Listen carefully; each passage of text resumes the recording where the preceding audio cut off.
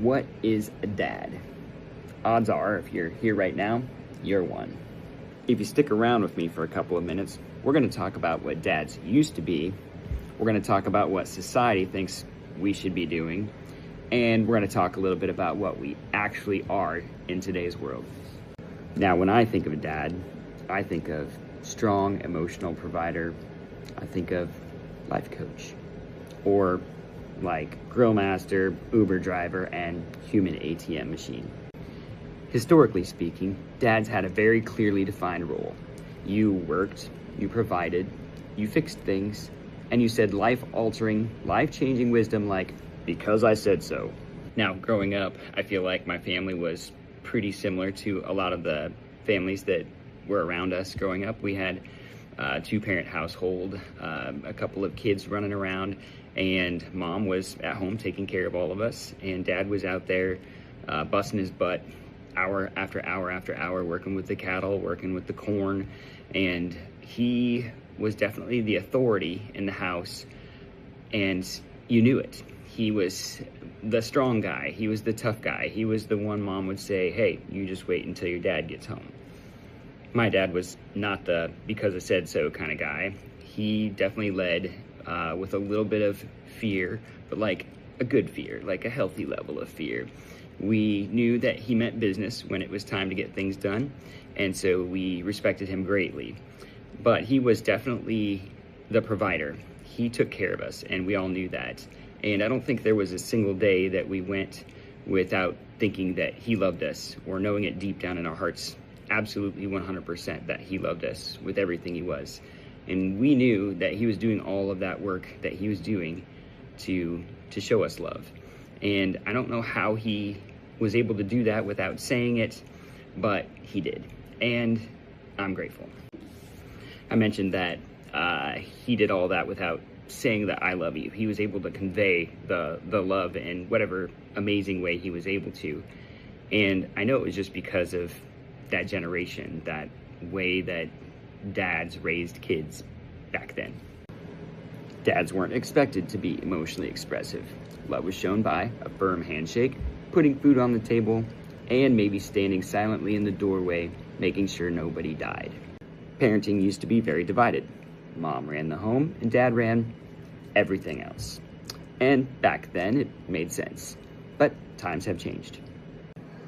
Fast forward to today, and wow, we are supposed to be a provider, an equal partner, a therapist, a coach, chef, tutorer, a handyman, a tech support specialist, and emotionally available at all times. But also, we're supposed to work full-time, be deeply involved at home, never miss a game, ever, never lose our temper, and still somehow have energy to work on ourselves. Oh, and we're also supposed to feel our feelings, but not too much, and not in a way that would be uncomfortable for others. Society says, be strong, but vulnerable. Lead, but don't dominate. Provide, but don't define yourself by your work. That's a lot to take in. Good thing I took notes. Now, before we talk about what dads actually are, I want to talk a little bit about how we're portrayed in like TV and social media. If you've paid much attention to those venues, you'd think that dads are barely capable of taking care of their own kids. We're totally lost without mom, and we're like one decision away from burning the whole house down. Without mom around, dad's just gonna feed the kids cereal for every meal. We will never remember the sunscreen, and we will probably allow things that are a little dangerous. Now, I'm not gonna say that those things aren't a little true, or possibly a lot true, but I think that those stereotypes are very outdated. Most dads today know schedules, pack lunches, we do bedtime, and we can be emotionally available for our kids. We just do it in our own unique way. In my world, we kind of have what we call 80-80 marriage. There's a book called The 80-80 Marriage, and in the old days they had like a 50-50 marriage where the mom and dad split the duties pretty evenly. We call it 80-80 because we do like 80% and 80%. We just take care of what needs done. Neither one of us are great at calendars, so we have to keep like shared calendars online, and we use a Google Calendar for that. So I have had to become a much better calendar master. Bedtime, maybe I don't do as much with bedtime, but I do all the overnight stuff with my youngest child. She's 2, and she still wakes up in the middle of the night. So as a dad, I step up and I have to take care of some of those things, or I get to, because I get to see this cute little thing every single night. Every single night. But anyways, we all have our little things that we need to do, and as dads, modern dads, we're doing it. So with all of that said, what are today's dads? Well, today's dads are in between generations. We were definitely raised by dads who loved us deeply, but they didn't always know how to show it.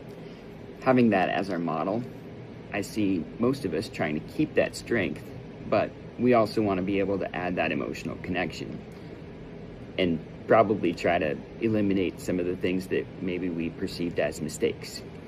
Today's dads, we're learning in real time. We're Googling the things that our dads would have never admitted that they didn't know. And we're trying to be present and responsible. We're not less masculine. We're more intentional. We're not checked out. We are engaged. And we're not perfect, but we care deeply. So if you're a dad watching this, you're doing better than you think. You matter more than you know. And your presence counts, even on the days it doesn't feel like it. And if you've ever wondered, am I doing this right? Congratulations, because that means you are. If this hits home, please hit the like button. If you're a dad or you love one, consider subscribing. And if you've got some fun things to share about how the media portrays us, or what you think makes a real dad in today's society, share them in the comments. Keep at it, dads. We got this.